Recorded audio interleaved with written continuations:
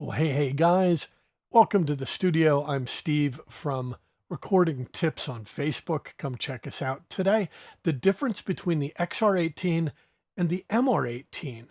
They seem to be equally featured, but the MR18 costs $100 more. But is it worth it?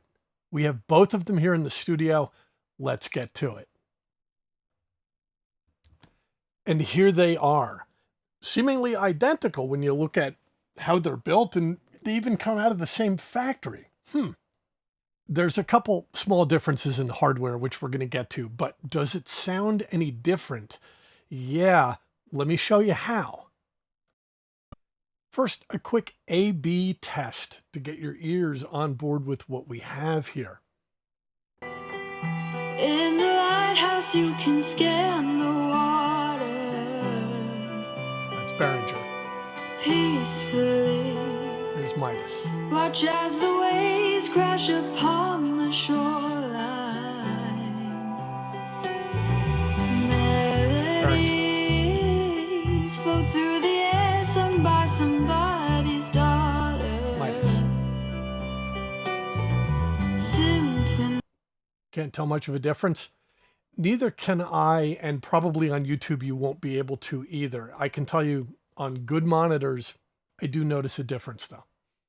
And I figured I could just do a null test, record the same exact thing through the Behringer as I do through the Midas, line them up in my DAW, and then invert the polarity of either one of them, and they should cancel completely out if they were identical. But that's not what we found. Let me show you the null test. Now, I'll turn this up louder for you in a second, but you're looking at the actual artifacts, the remnants after the null test, unboosted. And here's what it sounds like, unboosted.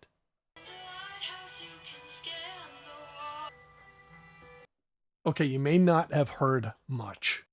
Okay, I've boosted this wave by 12 dB. We should be able to hear it more clearly now. In the lighthouse you can scan the water. Let's hear that one more time. In the lighthouse you can scan the water. That's way more of an artifact than I really have ever heard testing any other two pieces of similar equipment before. Quick explanation of how I did the test. First off, we used this mic. This is a Rode NT1 in mono on a single input of both interfaces. And we set it up on this little wooden stand over here. And let me show you where it was aimed at. Okay, above my television, you can see these are Yamaha HS5s up here. So those are pretty accurate little monitors at a distance of 3 feet. The song that you heard was something that I had put up on YouTube a couple of years ago because I knew that it had a lot of kind of interesting atmospheric sounds going on.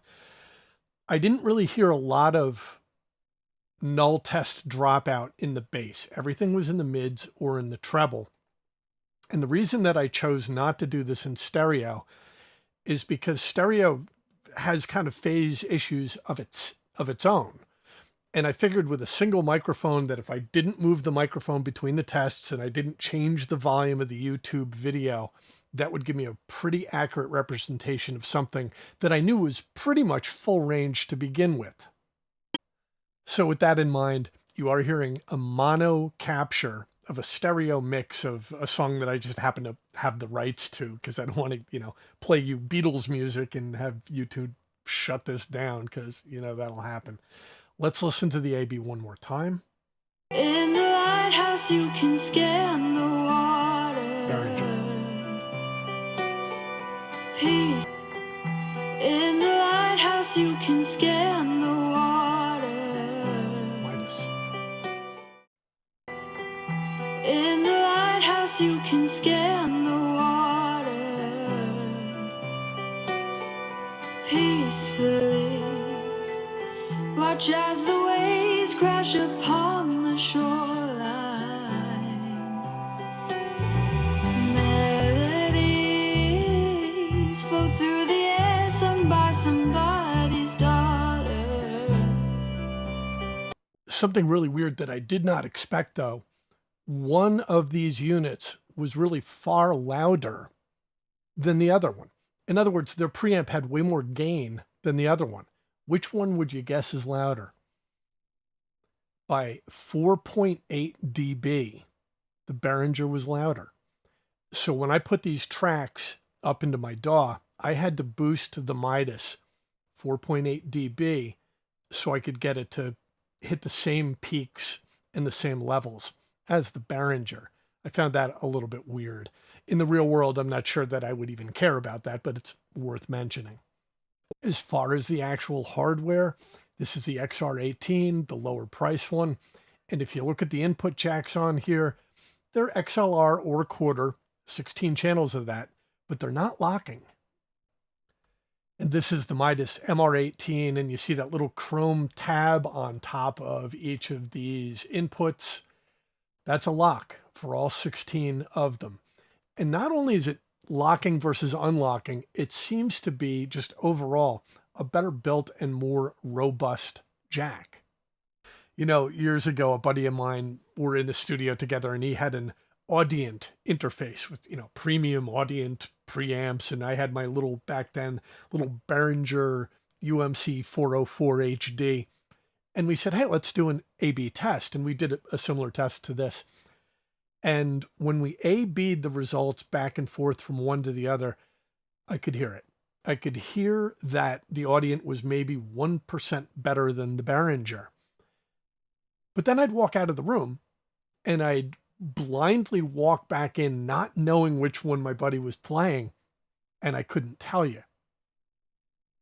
I've always thought I don't like to spend money on something where my clients can't hear a difference. Is there a difference in the audio you hear? Yeah. Is one better than the other? Well, my first subjective remark I'm going to make in this whole video is I think the Midas has a little bit more clarity to it, but you need to push it a little bit harder. You need to gain up the preamps a little bit more because they kind of fall behind the boisterous nature of the Behringers. It's just kind of the nature of the beast. And the hardware differences, which I like that a jack will be locked in, and here in the studio, it's not really going to make a difference. My plan is that I'm going to take the Behringer and move it over to duty with my live band, and I'm going to install the Midas here in the studio. If you cross grade like that, all your settings will be the same. You don't have to reinstall any software.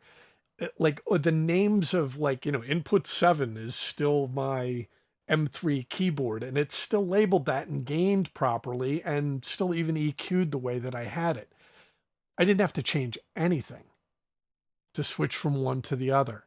It just worked. Also, I'm on a Mac, so I can't guarantee that that works on a PC, but I can't see why it wouldn't. But I am on a Mac, just so we know. So what's my conclusion? They're both phenomenal units. The Behringer XR18, $739. I don't know if anything touches it for features at that price point in a studio or for a live band. The Midas is just a little bit more robust and has real Midas preamps in it, as opposed to the Midas designed preamps that are in the Behringer. Remember, this is really all the same company. Music Tribe owns Behringer, and Music Tribe owns Midas, and they have for about 15 years.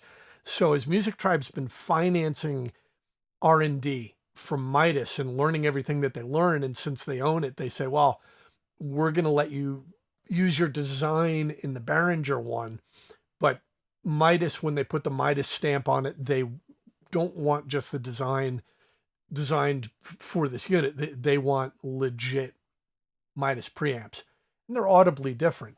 Your ears might tell you one story or another story. Can your clients hear it? Probably not. Does the extra robustness of the jack make a difference? Well, it doesn't make a difference until it does make a difference. And in that moment, you'll be glad that you have more robust jacks. Is it worth the extra $100? I don't know.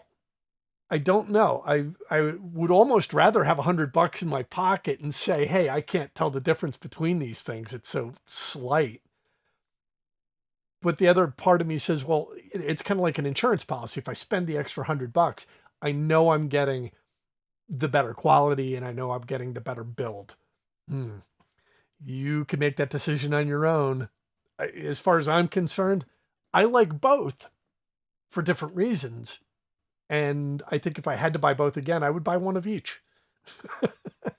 XR for live, MR for the studio. All right, guys, come join us on Recording Tips on Facebook if you feel like it. Have a great day. Oh, by the way, this was our 100th video of the channel. Thank you for being a part of it.